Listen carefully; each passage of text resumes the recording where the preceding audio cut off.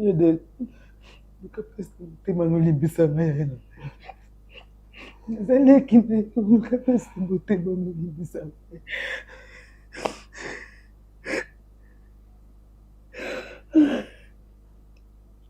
Sandra. La bella! La bella de toute façon, la vie! Mais yo! Sandra, on a un beau mao. La voix du peuple, oh, la voix du peuple, oh, si tu as bien, oh. Vincent Chilouizi, étoile de la presse. La voix du peuple, toujours longueur d'avance. Les informations partout dans le monde. La voix du peuple, toujours actualité na actualité. La voix du peuple, maman Nangaye, oh yango yo la voix du peuple. Avec Vincent Chilouizi, ils ont la même émission de la presse. La voix du peuple.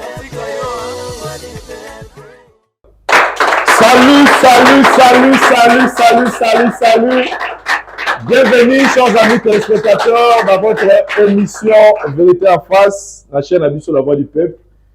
Chers amis téléspectateurs, je suis très ému. Il y a qu'à retrouver Bino Lissou sous l'élo, dans le programme Oyo, il y a Bisso Nabino. Je signale que tout ça est en chantier. Donc, je commence une fois de plus, il y a qu'à remixer Bino Nyonso, m'abonner à la voix du peuple. Vous êtes aujourd'hui 306 000 personnes s'abonner à la voix du peuple. Et je peux dire, et je suis sûr, que vous êtes à 80% il y a abonné à la voix du peuple. Bazali bongo, ba fan et ba to ba lingara émission mingi to bengi vérité en face. Aventure to bani na 2015, nazo ba to banaki yango na place il y a réception, non plutôt terrasse, il y a flat monko. Et après, il fallait trouver un endroit, place où et beaucoup libiso. Depuis 2016, si 2023, maman fallait que j'exprime toute ma gratitude. Namukolo et Sikawana, maman fallait merci. Nzama Pambolayo. Parce que au Sungi Batu est belé à travers l'espace nayo.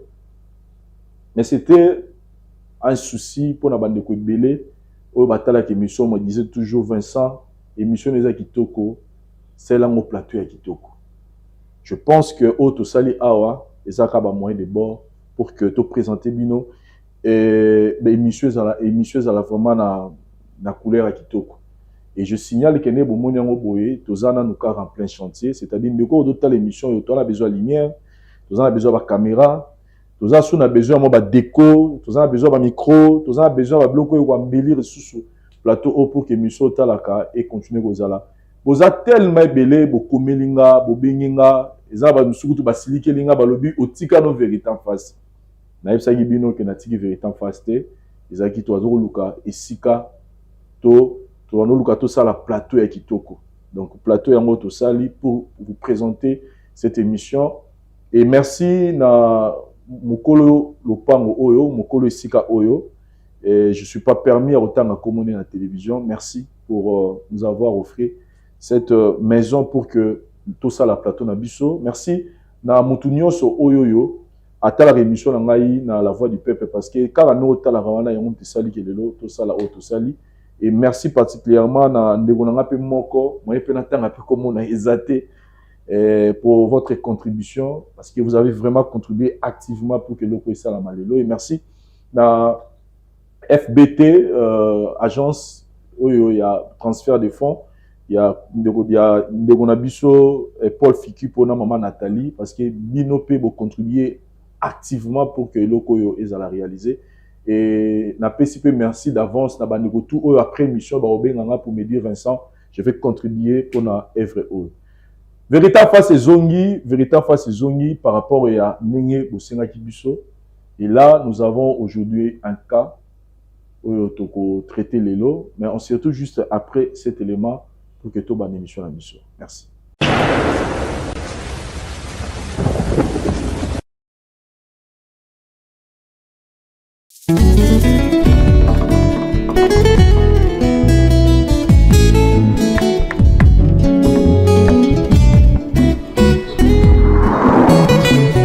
Bonne nouvelle pour la bandeko nyonso bokozwa libaku ya kitoko ya kokutana na élément oyo ndeko na bino Vincent na ko la bino. Bonne nouvelle les amis, neza masolo ya vie. Awa bozomona naza la makadam oyo yango ne memaka biso ti na Maluku centre. Et memaka biso na Maluku centre, c'est-à-dire bifurcation ya boulevard Lumumba oyo nzela muso eke mbaka na ti banzela banundu oyo ne memaka biso ti na Maluku centre. Lisolo ezali espace oyo bomoni eza na nsima na nga oyo ezali bongo concession bazo kata mapangu 20 sur 20. Oyo ezali opportunité kitoko mpona bino. Pourquoi? Parce que mapangu mingi toya kosombaka awa na bamaluku côté ya Maluku awa ezaka mingi fo kota na mutuka okoti na kati mais oyo eza opportunité kitoko eza ke ndeko tomona mituka ezoleka awa.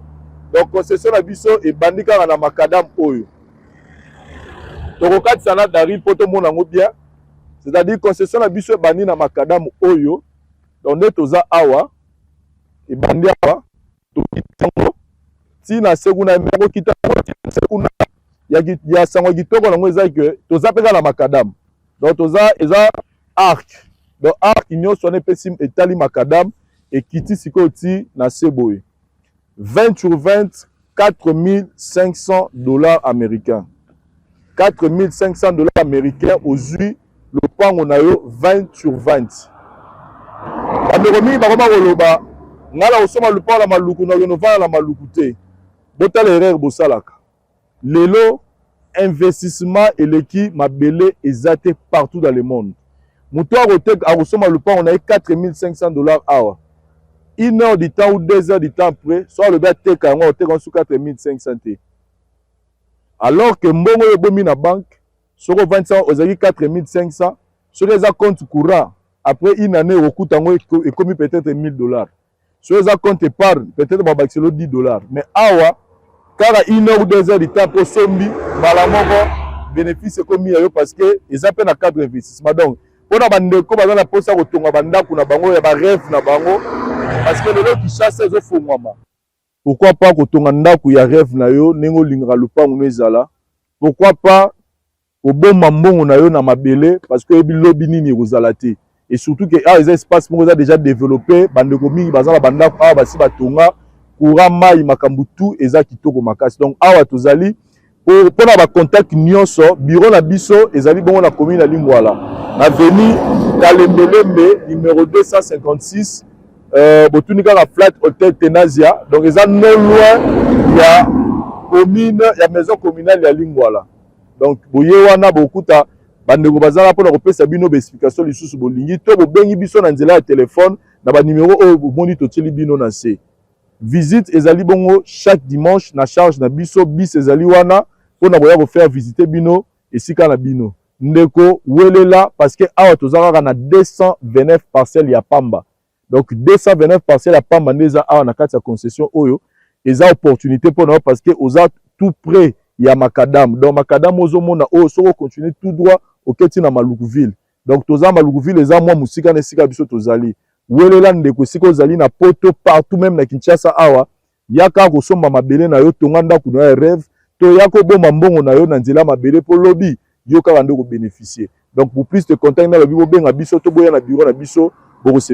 Merci.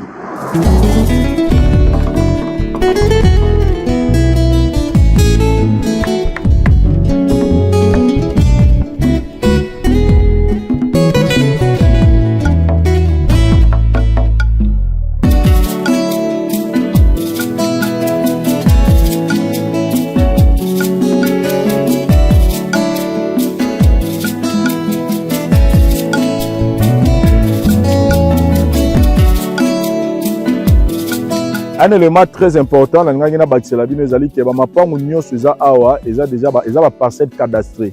C'est-à-dire au sombi lupangu na yo mbala moko na kati ya contrat bazo sela yo oza dans numéro na yo ya cadastre o kende déjà kolandela makambo na yo. Donc eza te ko sombi lupangu obani suko lugo ba ndenge nini kolandela non. Donc ba parcelle tout eza tous les 229 parcelles eza na ba numéro nango déjà. Donc venez acheter vos parcelles pour construire vos maisons de rêve ou pour investir pour que plus tard et botelayo ba bénéfice à malam. Nous sommes ici La Voix du Peuple, cadeau to libino yango pour l'année 2023. Merci.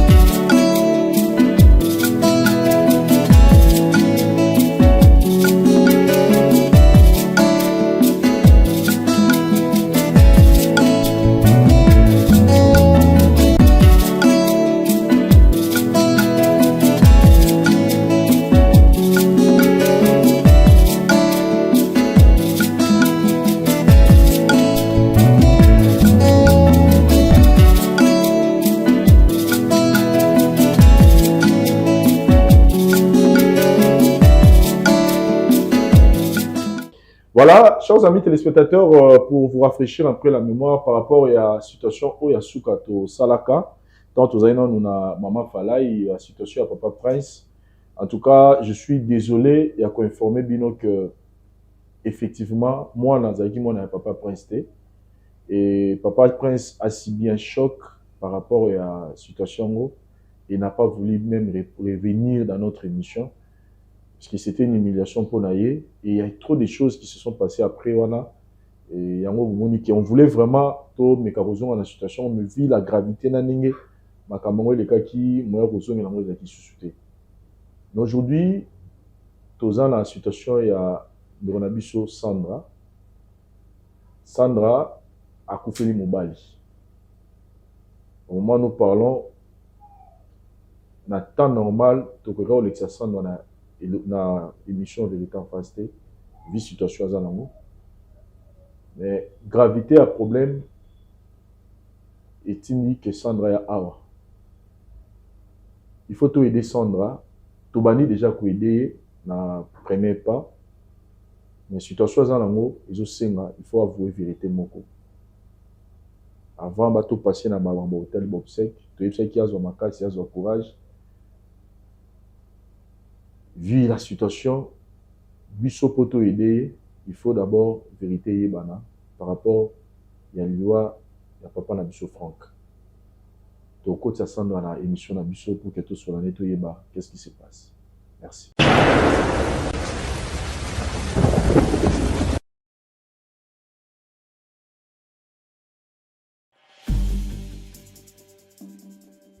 C'est vrai que la classe est la différence, mais cette fois-ci, la classe en chair et en os à votre disposition. Et c'est là à travers le Flat Hotel Tenasia. Le Flat Hotel Tenasia met à votre disposition des appartements équipés de chambres et suites avec un confort moderne. Une salle de fête moderne pour toutes sortes de manifestations, anniversaires, fêtes de mariage, réunions et autres. Pour ceux qui adorent la restauration, il y a un restaurant VIP à votre disposition. Un nightclub pour les amoureux de l'ambiance responsable. Un service traiteur de renom. Et pour ceux qui adorent rouler en sécurité et en luxure, le Flat Hotel Tenasia met pour vous une location des véhicules des marques. Le Flat Hotel Tenasia se situe dans la commune de Lingwala sur l'avenue Kalembelembe numéro 256 à 2 minutes de l'avenue Libération ex-24 novembre.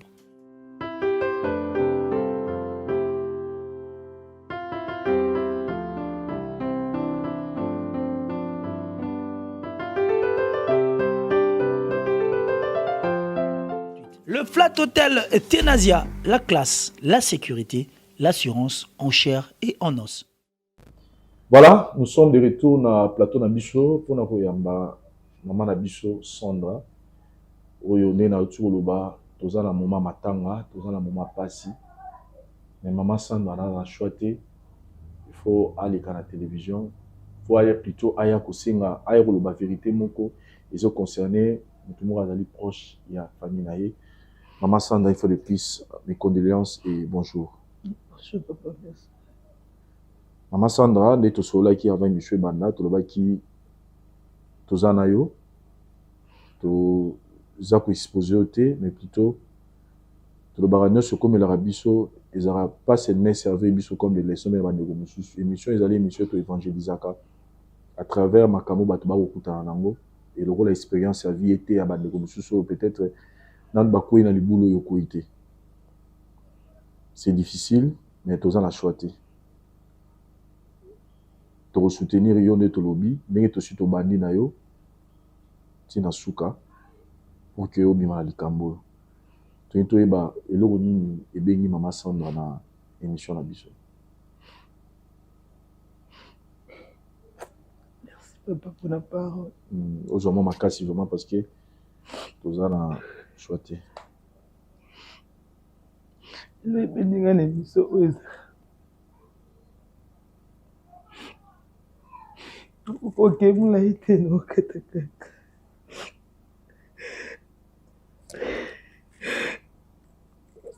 Comment robima ya mobala cousine na ngai. Comment madame ba la cousine na yo?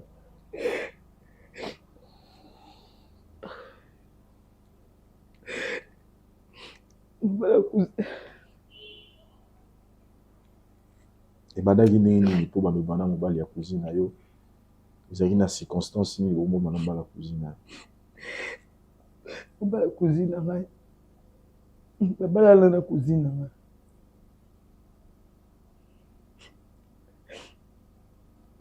Et arriva le jour où on a n'a pas cousine na ngai na mona. A déranger ngai. Na boya te na ndima.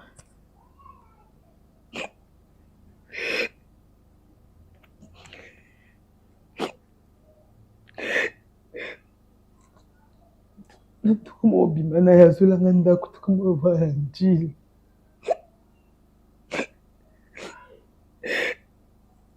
Na potala ebe mwana.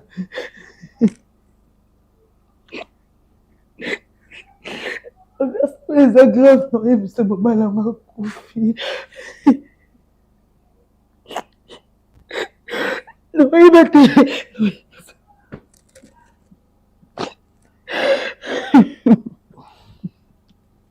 Azolinga osunga biso vraiment, je sais que c'est une situation eza pas si eza mawa. Là tu nous dis si on a comprendre bien au bando manam ba la cousine na yo alinga yo boboti pe mwana moko et bovanda na ye mobali ya kufi. Siko na linga ki ozoma makasi, je sais que c'est pas facile pour na yo. J'aimerais la caméra Parousia, tu as besoin de transition pour na mécanique maîtriser pour que tout mes capteurs soient là parce que na la boyer ça va ça sera un peu difficile. Donc juste moi jingle mon pour toujours merci.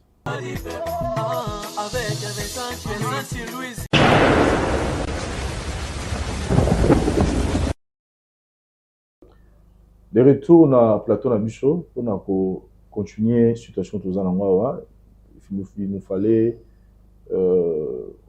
pour maîtriser maman la bicho Sandra dans la situation à Zanango. Maman Sandra, toujours comprendre pas sinayo. Aux en ngambo, tout le baboye, ou même ngambo. Mais toujours maman mukesi molobi, aux ago bimala, aux en mobali ya cousine ayo, bobotine moi na moko akufi. Et banaki nini en fait. Qu'est-ce qui s'est passé pour beaucoup dans la situation? Par exemple, mobali ya cousine ayo, aux a permis ya ko lingana na mobali za ndeko na. Merci papa pour la parole. Ngani nazabwe. Nazana alora ba jeune fille oti bavanda na bandako so bandeni. Ngana ko bi mananda kuna beti pe ba 3 mois 2 mois na ya répété. On n'a pas ba camarades. Et arriva le jour mon boy. C'est qu'il n'est pas grande sœur nana. Aza ya pa na yo? Oui. Nakutani na ye, nakuta pila mobali na ye. Mobali na ye asenganga numéro ya téléphone. Na hésité parce que na yebi mobali na grande sœur. Nazo numéro na pesa ye. Na bimi na kei. Et le deuxième jour, ayo benga ngai. Otokutana quelque part. Na boya répété, nzimaki. Tokutana quelque part à dérangeanga. Ben ça clair que na lingaki, boya kité. Comment vivre na ye, comment vivre na ye. Et comme on attend moi ben comme na zemi. Yo yepse que na comme na zemi na yo. Et puis il y a problème il faut bota nga binonga na bota na yo te simba te. Et puis oyebi que grande sœur no ndako bota te nga na za maison mwana. Na babota na te na cousine. Na baboti te. Ne biloko ça te comme na to bota na ndimeka. Ne bise no vanda na ndako te po ba rive ngai. D'accord, non, je l'ai ndako. Desika vous okena zo na njili. Ndila zo na ndako na ndila. Na banda kuna ngamoko. Alors, je me suis demandé quand il y a des bagages de nyonso. On est c'est pour les années, on a eu tout banda biso mi balé. Tout banda ngana et tout banda tinde ko bota. Mona ko kisi deza. Asala sauter, musala comment compliqué. A comment ne ko bela ba tension, ba secret. Zalaka na yi. Grave maladie qui s'est aggravée. Pour que le constat là, tu peux la qui ça la famille là et la famille était.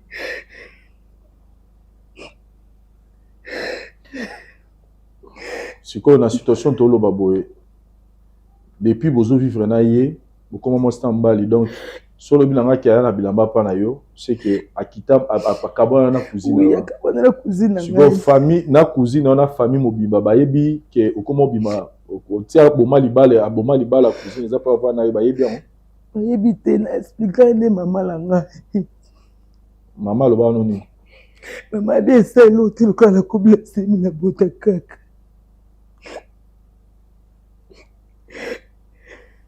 C'est quoi akufi? Par rapport à une santé compliquée, est-ce que raison nini penza oyo et ça dit que yo oya na émission na biso lelo onimi ko leka a lelo nini oyo lekeli biso bata vérité en face. Raison de melinga aza le seul mouton ko yiba famille les aka grande sœur na le moisi na.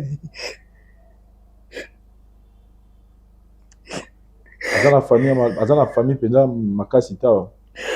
Oh, ça la famille m'a cassé mes grandes sœurs là quoi il comment d'abord là ça. Il faut akundama. Oui.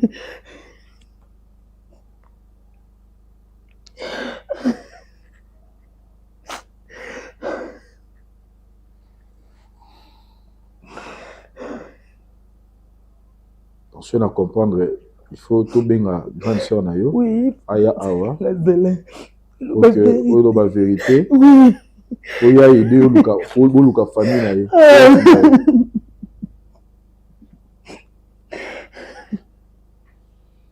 Voilà, chers amis téléspectateurs, chers conseillers, situation à Tozan Awa, c'est que maman Nabiso Sandra qui sortait avec l'époux et la cousine, par malchance à Koufi. Et selon l'explication, c'est que dans la famille à Malunga Awatena Kishasa, famille Mingi Bazali Banda. Donc cette personne a aider pour que Balukaneni Bako Kandi Bobsek, pas seulement famille mais bon mon père au Kunda Izate. Donc ce qui famille na Monani, Bako Sumabino au Kunda Kor, c'est ça? Oui. Vous avez un bon soutien au Kunda. Bon, c'était papa.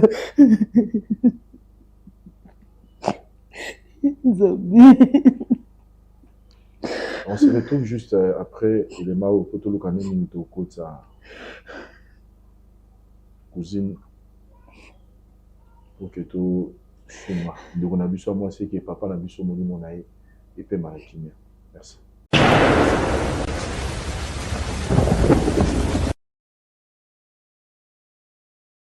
Voilà, nous sommes de retour dans Plateau Nabusso, votre émission Vérité en face et les caca tous les lundis à partir il y a 21h dans Couleur Télévision, dimanche à 13h et puis vendredi à 8h, toujours dans la même chaîne Couleur Télévision, Tam Tam d'Afrique, ou soit vous retrouvez Bisso dans la chaîne YouTube Nabisso La Voix du Peuple, anytime, Nenge Tolobi, là tout ça les plateaux Nabisso, Nenge Bosenga Kibisso. Je sais que tout ça là on a moyen de bord, on a tout Meki. peut-être au comité, mais au Meki quand même, pour ça, les locaux, et qu'on à la présentable par rapport à moyen d'ambition, et puis, tous en la pousse un soutien à Bino Bandeko, pour la vérité en face, où il a besoin de lumière, où il a besoin de caméra, où il a besoin de micro, pourquoi pas de déco, on va vraiment la pousse ça, pourquoi pas ordinateur, pour que nous ça oui, ça encore qui tourne le cas. Mais merci déjà, na aux ça là, quand aux autres l'émission, aux en la pousse contribuer, déjà, les gars, aux le fait qu'aux yeux émission, on a besoin de partager, na bandeko ya WhatsApp, au tien na mirno ya Facebook, au tien les commentaires, au aimer émission, dites-vous déjà que vous contribuez activement pour la réalisation de l'émission. Tous en la maman Jodette, bonjour. Bonjour. Toyambio et c'est mon ami Ezara Koyeba que les émissions yebi déjà. Dans la rango, mon rango, et ça, il est quoi cicaté, mais peut-être il aura cicaté à aucun Ezara communiqué. Tout ça devant Sandra. Oui, na moni petit sel na mais na kamwe. Na kamwe na moni quand même vous aurez reconnaître yé Nekonayo. Cousine nga, ouais tante nga. Ça fait combien de temps que vous avez soutenu? Plus de 2 ans passés. Hein? 2 ans passés, vous avez dit que vous avez dit que vous avez dit que vous avez dit oh, les qui m'ont dit ça me tout va quatre. Donc il y a fan d'aller dans l'apte. Dans Libanda comme camarade. Oh, dans vie on a les cas camarade. Mais tout n'a eu qu'à botte. Maintenant peut la mona tête. Donc tout le monde a pété cala penza. Na kamo sunde na moni les sous. Ok. Sinon, vous allez bien? Très bien. Sandra Bengisho, parce qu'il y a un camon dans le sol. Alors, Imta Bengisho, c'est Neto Bengakio, donc il est pénal Mutaza qui concerné dans le problème de Bengilio. Mais dans le moment où il y a tout le monde qui est, habité sur le solo que vous avez qui na mobile nayo papa Franck. Oui. Qu'est-ce qui s'est passé? Bah ici vous avez tous ensemble été. Ngana papa Franck c'est bon déjà kala. Bon, abalanga tozala nenda kumoko. Bon. Pourquoi ngana do botate. Bon. Aya akamisa biloko na kinda. Akanyi biloko ye mukolo ndako. Imo mukolo ndako ye azui oyaye akei en plus azongi azui mbonga garantie apesinga. Bon oya ndako boza kovanda. Apesinga na bano débrouiller. Donc mwana benda na ko yakei apena kina luki o ngapenda fandi. Ndena débrouiller na gamba. Mobile zobota te abi apesio garantie lobi zonga na okino débrouiller ngapena kina nganzela nanga. Oui. Oyo saki ate forte o talisa mobali ke papa bana nzambe ne mtapesa raisa mobali za yote na talisa na lela na loba si a vu décision no sala ni libale umela ki déjà to umela ki papa peut-être plus de 10 ans il peut kabwana comment on na zabo été na konda makasi na récupérer pour na tsasu makamni na mutute. Depuis nous comment débrouiller nanga bon mobile nanga comment commerce nanga donc yé penza na mtu nanga zala soute donc sina ticket kala akenda ne. Voilà dès notre loba tout à l'heure c'est que Sandra Mouta bazaki na posa sola nayo c'est que azana sango moko ya pasi kamoko choko melaye. Alors, il y a que celle qui a été soumée na likamba pas c'est comme il y a cousine aye de alba qui est lukayo donc tout me ko solo lango na ndenge ya famille monde balbara mai so c'est sopani déjà likamba nga ka fona sungaye yo ne fo sungaye avec en tout cas celle qui na mona ko idenga pour mes ara grande sœur na ngai des raisons au biso to bengi. Merci. Voilà. Sandra.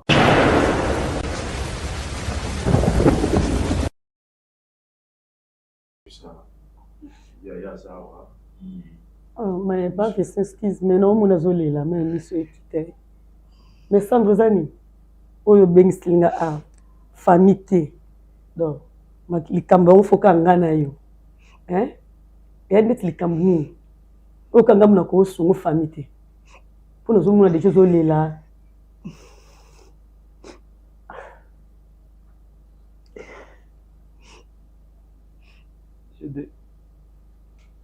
Oh, vraiment limbisanga. Pardon? Limbisanga penda limbisanga. Osalinga nini onga na limbisanga?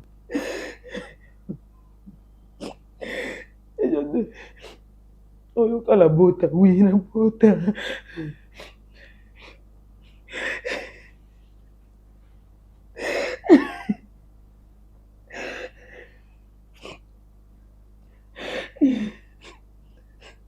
Il y a des capacités de m'enlimbisser ma haine. Les années qui me capacités de m'enlimbisser.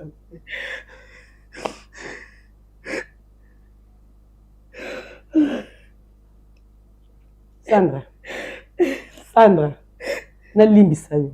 Likambo pe ozo bimisa te. Bango sana ma miss no lo bano likambo onga na limbisa yo. Lo bano kapate ma pasi. Lo nzamba futi mani ne ile kingai. Netine na salango. Oh. Amvutima. Ni netinde nga na salango. Osalinga likambo ni o agrat oyo salinga. Onga na limbisa neti likambo ni.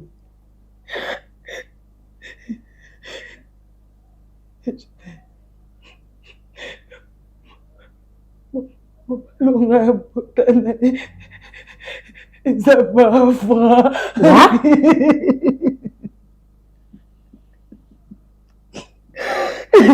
Sandra. Franck? Oh, bon.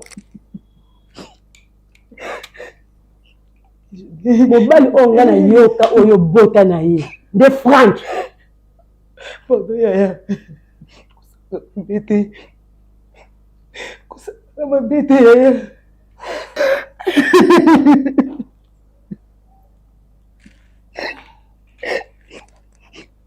Sandra. Asa nous avons ma bé. Mais tu me donnes un doigt mangai. Maintenant vient de banga. Maintenant vient de Franck.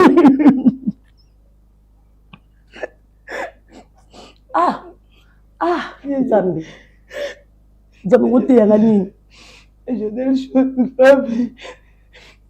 Comment on a comment la pas Franck. Wa?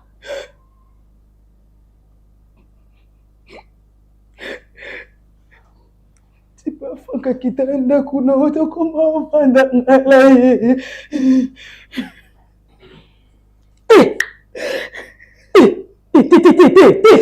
Sandra, pardon. Non. Non. Moi, si on a eu qu'à Franck à Zoua, bah comment ndako moko. Donc, les amis yo, Sandra. Pardon. Sandra. Je vais pardon. Comment t'es là de Franck. Attends, elle va prendre on dirait pour nous avoir ma belle Sandra. Je n'ai pas souffrant. La belle. La belle de toute façon, on va la vie. Mais yo. Je n'ai pas Franck à couper.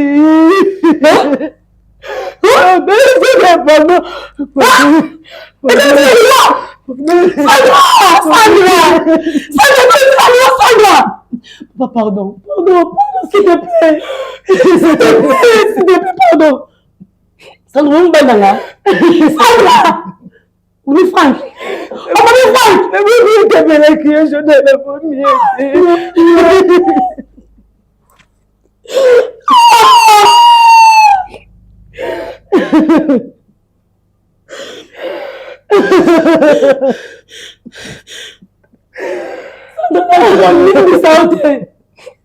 Non, tu dois dire Sandra. Au bottom de mobile. C'est comme une pomme mariée. Sandra n'a pas beau mari. S'il vous plaît, maman, je comprends un peu.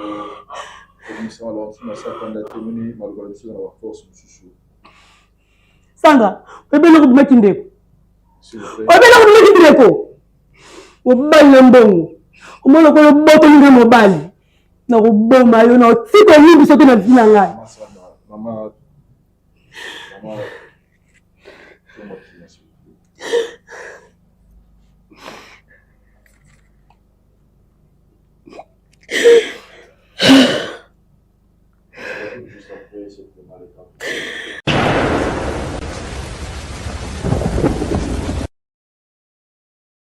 Maman Jodette,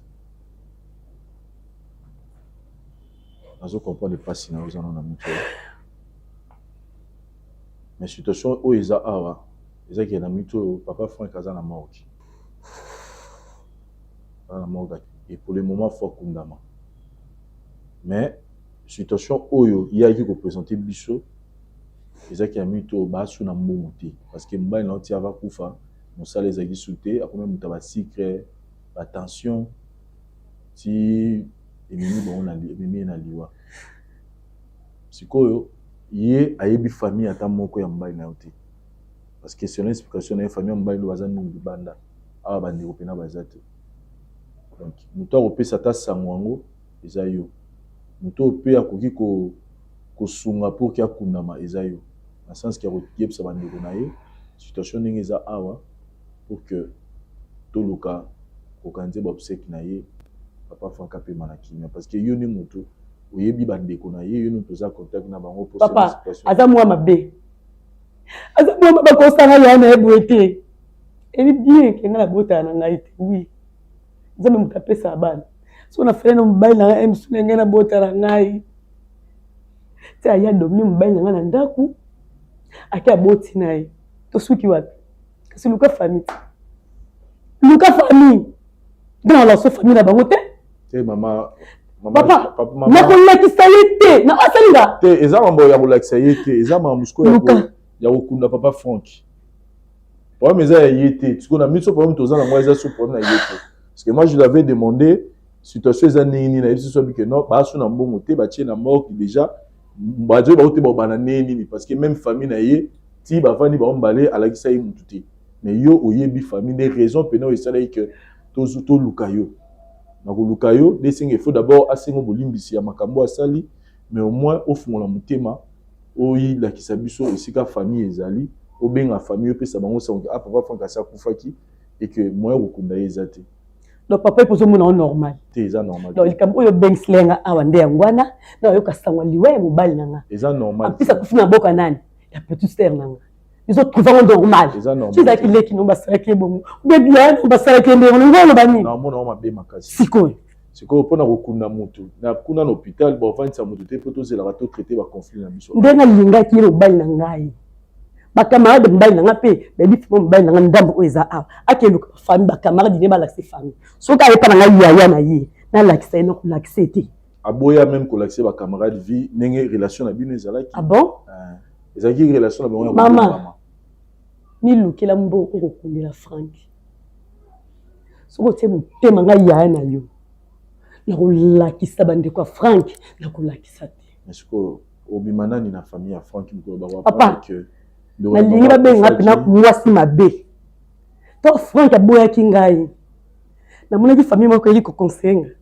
Be famille moko yaki te mama, ya to ki ne pa na biso. Na mona bango te. Na mona bango te. Na 2 ans on a tombé na Franck au Franck akenda na mona ta mutu moko ta ya ko lukanga ke ya kusenga aluba makamba Franck na mona mutu moko te siko lela kufi alinga ina la sa fama Franck on l'accepte cette famille moko ezate ye mwasi ne ba fani ba boti ne mwana loko zalaki na poso bota na Franck Sandra ya Nasa kyo nini? Mapepo ni mbai na ngai.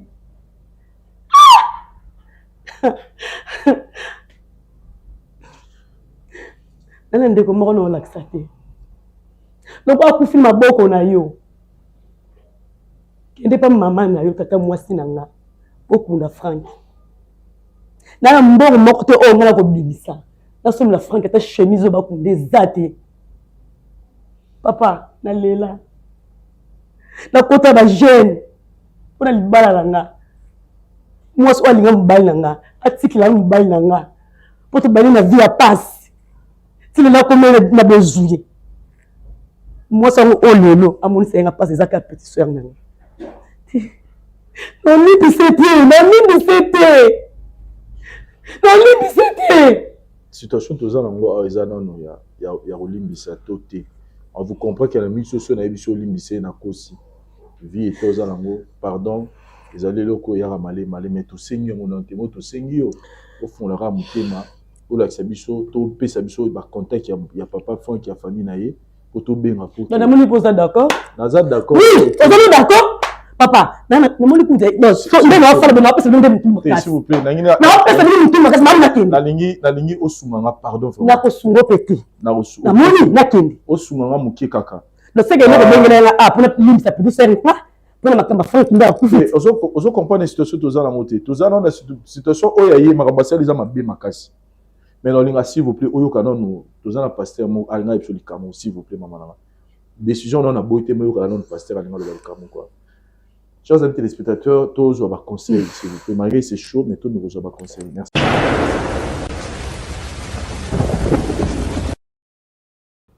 Ah merci Cordon pour la parole. Na pesi sous merci na papa Nzambe abateli biso parmi bao baza vivante biso toza vivant. Yango na pesi sous merci to lobali sous lelo. Merci pour na une situation yo leka awa vraiment ça fait mal. To leli vraiment biso na plateau to leli pour na ma sœur nanga Sandra eloko sali vraiment eloko que ça là au toucher pas si ya ndekono ya mwasi ya cousine na yo yango il y a des fois mona batu mususu azana libala na alingana te batu ba na ndaku ne alingana pete batu ba vanda pa na ye alingana te ko approcher famille pour na bloc boy comment cause faible et pas kaka ya mobali ya cousine na yo aussi le temps où tu loba awa yo moko ozana mutu tambola ozo ok place boy 3 mois ok place boy 2 mois na libana ba 3 mois bando sala ko ko zo mobali kulite mama nanga mama biso toza a to kondana te tika na loba na peso conseil ezana bato ba ola dape o ba sala ngo ba sala pe sute mama nanga to bete yo ka maboko boy te ok ko toucher ka place o ba toucher te vraiment mobali oyo ya cousine na yo moni vraiment yende akedo ko zolondaku yo moni ye oko ko zola zemi na ye bo titi mwana muninga zo souffrir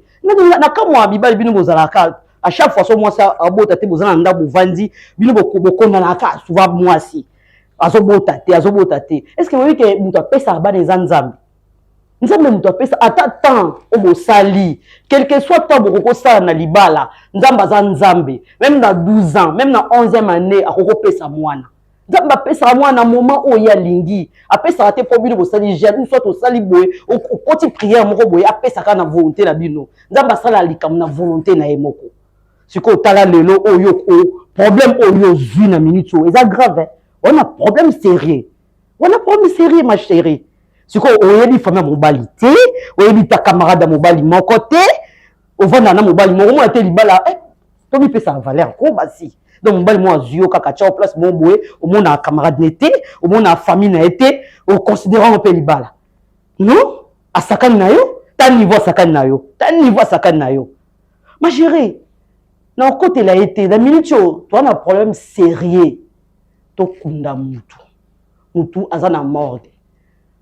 C'est pratiquement impossible pour on limbisa no yé na moment où toi na place na yo oza maman toi na place na yo nde moi si o ba honoraki yo moi so ba balaki na mbongo za yo na minute oyo mai se sopani mama nanga kiti sa motema pona omona o résister makasi o pesa numéro T o tika ye kaka ko tika te to donner une solution même biso mo ko sala biso face to za solution to kunda to enterrer mobile enterrer après vous continuez problème na bino limbisa ma chérie limbisa nebi eza facilité pour limbisa ma chérie limbisa na minute to za solution muto aza na morgue ba kini ko enterrer maman mais ka koloba ta place ba maman bo kilo bazalaka ou soit ba camarade na intime to luka solution ba enterrer mutu wana En plus de cela, moi dans la kati, a obego nani. Maman kulutu kati. Tout qui n'est pas tozonge pas maman. Obego ka ma kulutu. Obego maman kulutu. Toi na choité, toi enterré mutu. Merci.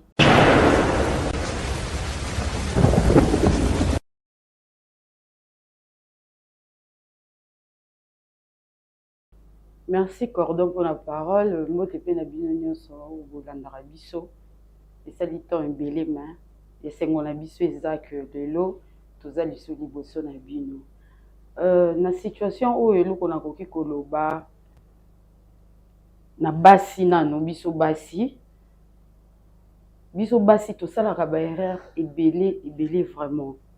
Surtout tant au komi ko kenenanda ko soit ya camarade ou bien ndeko okomi ko envier mobali na ye yango wana omoni ki tokoma na ba situation oyo parce que yo za mwasi ya za mobali akoza ne faible ndenge ni mais yo mwasi tant yi mobali aye vers yo nde mutu okoyeba ndenge okoloba na ye non mais des fois ekoma na biso basi mobali tant aye vers yo ole yo loba non te parce que ozomona cousine to camarade na yo aza bien yo polingi ke okoma ndenge ye azali tant mususu yebite effort nini mwasi wana sala ka kwazala ndenge azali oyebite sikota la situation comme biso mama Sandra et loko na oyebisa yo mama Sandra problème o ekombeni yo il faut yebaka que salaire du péché c'est la mort yango no moni lelo kufa yango na tolobaka kufa yaka na bandenge belé kufa ezaki problème o ekokai kokomela yo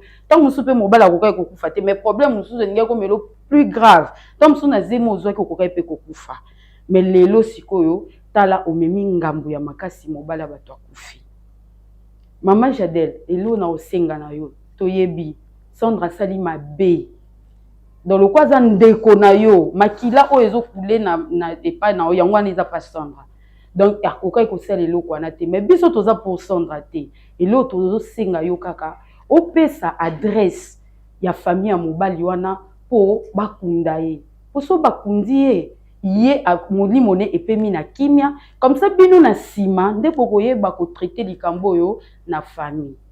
Donc il look vraiment dans single maman Jadel au service au kaka juste numéro ou adresse ya famille ya papa Franck poto lukato kundaye. Merci Cordon pour la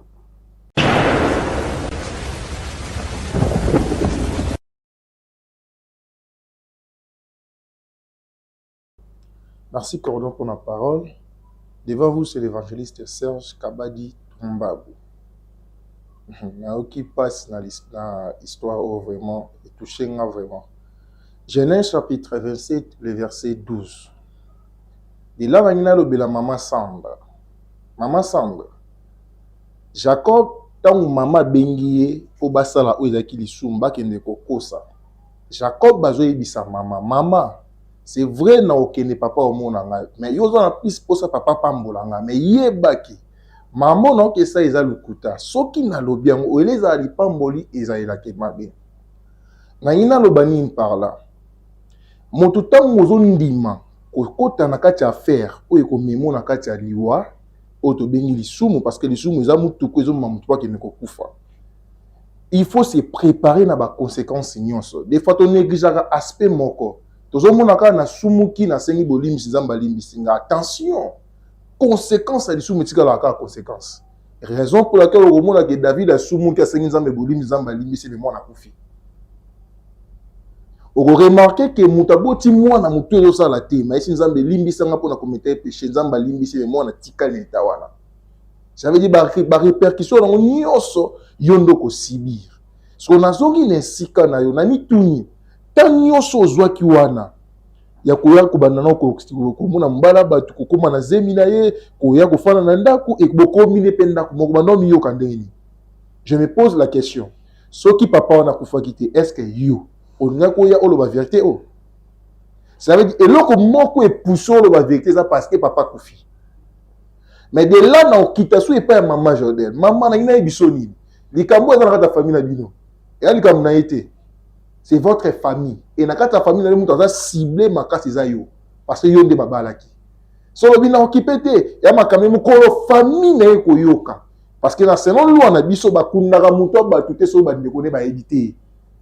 c'est impossible. Attends, tu dis que d'accord, tu dis que tu nani akondima ke papa wana belaka nani akondima ke oui ezala maladi ya solo tant bande kone bakoya bayoka ke ndona biso akufa na maboko ya mutu mo mais mutu ngo paza ya famille na bino zonga sko simano banda ko mitala soki famille na baye est-ce que ba luka Sandra zui wa pajuye na maboko na yo za nani oza ndeko ya Sandra c'est que ndenge na bino c'est normal mal baba onde bakokolo pona bi mokili ndenge ezala to ko sambisa mo we ite po sa kufi.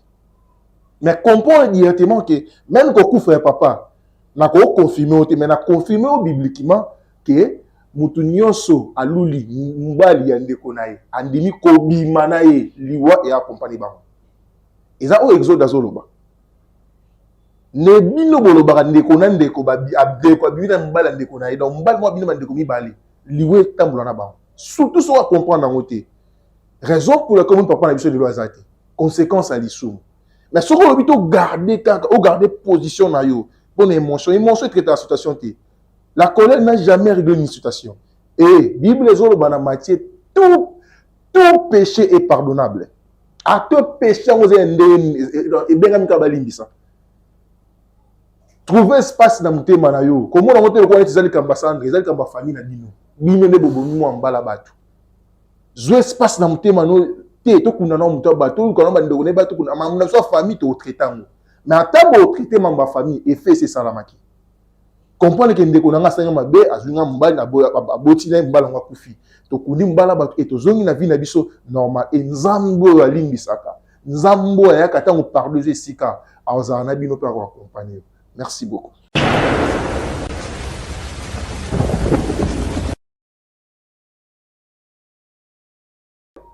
Ok, merci beaucoup, Cordon, pour la parole. C'est l'apôtre Israël Ouilo. Et vraiment, quand Oyo et comme le biso, ça lui passe ma case. Vraiment, j'ai eu même des larmes aux yeux. Nanda ou quand même qu'on s'est ressaisi. Parce que il va nous frapper jusqu'au fond de mon cœur. Et vraiment, ça fait mal. Mais néanmoins, on a vu que le problème n'est surtout, comme il a biso bateau. Il y a toujours la solution quelque part. Jamais un problème existe sans solution et ça là quelque part. S'il y a des problèmes, parce qu'il y a des solutions. Et la solution idéale dans notre vie, c'est Jésus-Christ de Nazareth. Et la place où comme il a, tout ça vraiment la mesure qu'il n'a pas gauche, droite, chemin. Plus il y a qu'à présenter Christ, l'imiter mon abisso. Et pas mon abisso, Sandra d'abord. Nako linga vraiment dans la dire na été parce que ma bé les habitudes tout ça là n'est parfait. Il n'y a qu'un seul homme qui est parfait, c'est Jésus-Christ. Il y a une histoire dans la Bible, il y a femme adultère. Oh, a commettre qui adultère. Selon la loi mosaïque, ce qui femme commettre adultère, il faut pas l'appeler dans ma banque. Et cette loi, ça venu na Israël nous tout bande ko sekita. Mais tant que même loi et pas na Jésus Messia. Jésus-Christ qui n'était pas la loi, c'est lui qui avait amené la grâce et la vérité. Cela veut dire que oh des fois biso to monaka toto jijaka. Peut-être na biso to monanga zabongo mais pas na zambi zabongo te. Jésus-Christ qui était la vérité et puis la réalité de la loi. Aibisi na batutu oyo bayaki na mwana mwasi wana akometa ki adite babi soki mutu moko kati na bino sama bete azwa libanga abamba mwasi a continuer koloba kokoma na se etanga tombo elongi atala batutu bazaki te. De la même manière na comprendre que avec cet corps pécheresse to commettre ba faute ba dégâts ba erreur mais le problème est seulement ya kutika la wana te mais ya ko réparer et c'est donc on a koebisa mama Sandra l'opportunité puis s'améliorer de comprendre que nous surtout comme ça là comme il a vu sur répétition fort mais grave et même et tout ça même la vie n'abisso mais il faut maintenant qu'on soit conscience il y a quoi va s'humilier devant Jésus-Christ et puis demander pardon et ne plus répéter la même chose parce que quand Jésus-Christ avait pardonné cette femme Abissier va mais ne pêche plus moi aussi je te condamne pas donc on n'est pas vraiment là pour condamner notre sœur mais de l'orienter la bonne voie. Oui, que ça là que lobby a comme exemple pour na batum sous. Notre sœur, moi aussi je te condamne pas aussi parce que je n'ai pas ce pouvoir là. C'est que moi je te présente Jésus-Christ. On est capable de renouveler vie na yo et on peut s'en imaginer sous. Et passer na yo la lingi au crucifié avec Jésus-Christ. Et Zambe ayo kelo mawa lokola mosaï na Zambe. Mais na kosenga na yo et que ezala leçon oyo ko tirer. Ona batutu ba za pembe na yo pe na bana oyo obotaka parce que na cité que aussi si vibon. Mais je te présente Jésus-Christ azala maître guide de vie na yo, c'est un peu ça. Na oloba pour na maman na biso Jobet, maman, vous êtes vraiment une femme légitime. Il y a papa na biso Franck. C'est-à-dire famille bayebi notre sœur Sangaté, famille bayebi yo. C'est-à-dire malgré que vous se séparez qui ndongo lobaki ki mobala yaki azibi loko na ye. Je ne sais pas ce qui que divorce c'est salama qui officiel, mais na ko yoka ko loba na ko voir que mobali a trichaki yo azibi loko par rapport à réalité c'est passé à Bimi. C'est-à-dire jusque là nanu vous avez divorcé. Ndenge liwa ekomi tango bato ba yoka pe famille na bango ba yoka ba yepa na yo. Ba tu na yo akufeli ndenge nini esa ndenge nini. Ceux qui yo ont résisté na position où nous en avons que état lioté au lac sa famille te ba comprendre c'est comme si yonde vous en a si manœuvre wana. Ba ba yeba te que leki na yonde mutando vivre ne akufi parce que jusque là nous divorce c'est officialité. Na ko senga na yo famille et bendanaka ne balobaka mekata na kate singa famille. Et c'est votre petit sœur Magelo Basali, te condamner, te approuver, te féliciter, mais néanmoins, il y a comment est-ce qu'il y a qu'on aurait pu mobile nayo parce que on aura comme malgré ma faiblesse nayo. Parce que dans la vie de fois, tout à la mingi mika mabe comme la biso. Pourquoi tout à la paix madame mobo était mtasalaki? Na kacha bo ma bébé le tam sou papa tali asayi mais zape na madame sou paye salaki yo. C'est un peu ça. Et deux fois moi ba tout kabwani mo na kate asala nga mabe azong senga boy. Mozo bosa na tam madame mo ka salaki yo. Et ça peut nabola moko o mobile wana sala ki papa Franck Luka et qui moli moné pe manakimia. Et ça lipe la manière dont aux alipe ko se libérer. Aussi longtemps yo ko yeba ko kota na kata dossier na te ozala culpabiliser vino mobile. Parce que yo oboyi ke azala na repos éternel na kimia. Et ça ilo autant na lobana yo, c'est votre sœur et après la mort, je crois que René ozana famille na bino. Bokoza na moyeni ya koyeba ko s'entretenir pe ya luka solution na makambo mais pour l'instant zoatant ya kolimbisa leki na yo po na bokunda mobali wana et za ilomo abongo et ceux qui Yesu Masia a ilobi na mutema na yo zo maloba o tango na mutema na yo je pense et que na bato bako yoka yo bako mona yo poser acte bongo oleke bato bayi na famille na bino bato bako apprécier sagesse wana pe mutema wana et même alipambo le pe na famille Zambe apambola.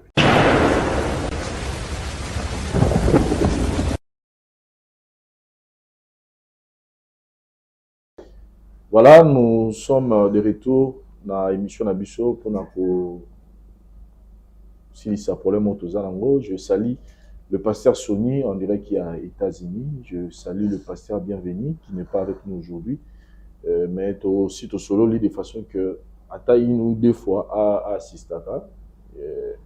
Bon, on a bien pasteur Bienvenu, bon tout ça. Et puis pasteur Sony sur les temps en tout cas, nous avons conseil comme d'habitude. Merci pour avoir conseillé Nabino, Papa Serge.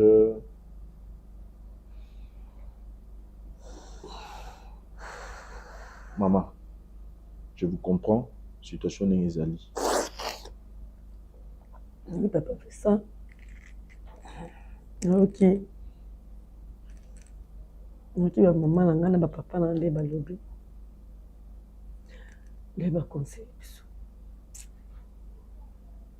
Ça ne passe ma casse. Je vous comprends.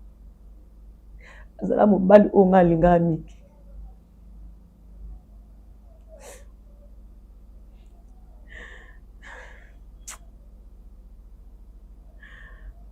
Merci.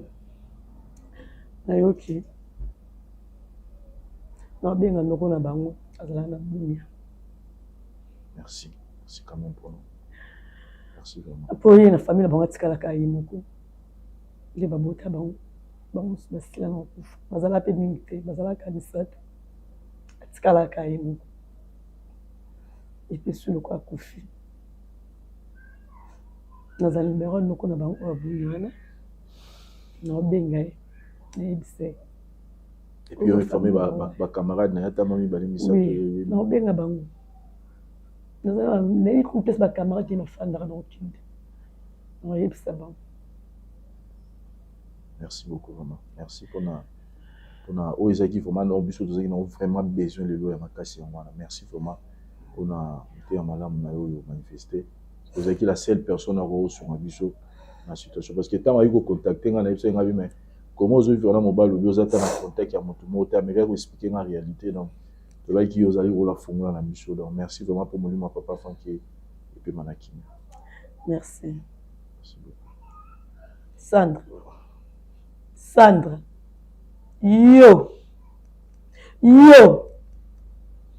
so kotisi mobali na nga na mabele nayebi ke likambo oyo mama na bino mpe ayebi yango tokunda nofa nga na yo tokóma mosika nga na yo. Merci beaucoup, chers amis téléspectateurs. C'était votre émission Vérité en face. Aussi, ici, on a une situation où il n'y a pas si. Le plus important, Papa Franca Koudama. Merci pour Nabino. Continuez à vous abonner et à soutenir cette émission. Partagez, commentez, laissez-nous. J'aime Nabino et ça va bien. Et puis, comme j'ai dit, nous sommes en plein chantier pour nous réaliser le plateau. Nous avons encore besoin de beaucoup de choses. Contactez-nous dans le numéro Nabiso pour nous rapporter assistance Nabino. Merci l'équipe technique. Tout le monde à une prochaine. Bye.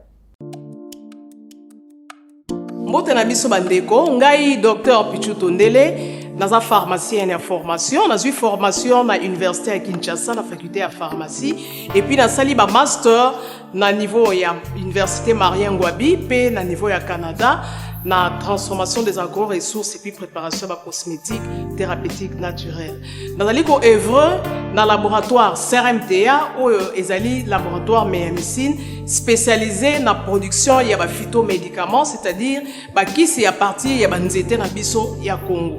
Ba kisi nyonso o bozomona awa na CRMTA et subir ba essai toxicologique et puis ba essai clinique ou et ça la différence na biso na ba tradi parce que et subir quand même moi ba étude et puis ba kisi o eza na CRMTA ezali homologué na ministère de la santé, c'est-à-dire ils ont la autorisation il y a mis sur le marché na niveau ya mboka et puis libanda ya mboka ba kisi oyo tozo produire na CRMTA et puis ko komama na n'importe quel médecin partout à travers le monde. Dans le laboratoire CRMTA, nous avons deux branches, branche cosmétique et puis branche médicaments. Dans la branche cosmétique, nous avons du dulci au collagène, pour ça, il y a un sérum, un savon, pour le traitement, il y a un tampon, un ndouta, un ride, un poche, et puis un cerne. Nous avons dulci réparateur, pour ça, il y a un sérum, un savon, on peut associer un gel douche, pour le traitement, il y a un bouton, et puis pour réparer le poissonaillot. Nous avons des cheveux, pour ça les lango, huile nango, na shampoing nango, pour le traitement des cheveux abîmés, des cheveux haut et baby, des cheveux colorés, ils allaient ko botti sa noki et puis ils allaient ko retarder repousse ya ba cheveux blancs. Tous appels na parfum na biso o to sali à base ya banzete na biso ya Congo. Spécificité nango ils allaient ko kitisa yo stress na kati ya nzoto. Na branche médicaments tous allons na méamycine, sirop comprimé, ou ils allons kiss na biso ya ba mib, ba levure, ils a anti-poison, ils allons traiter ba problème nyonso. Tous allons na kiss na biso diazostimile, ou ils allons traiter ba différentes formes d'impuissance sexuelle, total éjaculation précoce, dysfonctionnement érectile, manque de libido, azospermie. Tous allons na kiss na biso zingenalis, sucre na comprimé.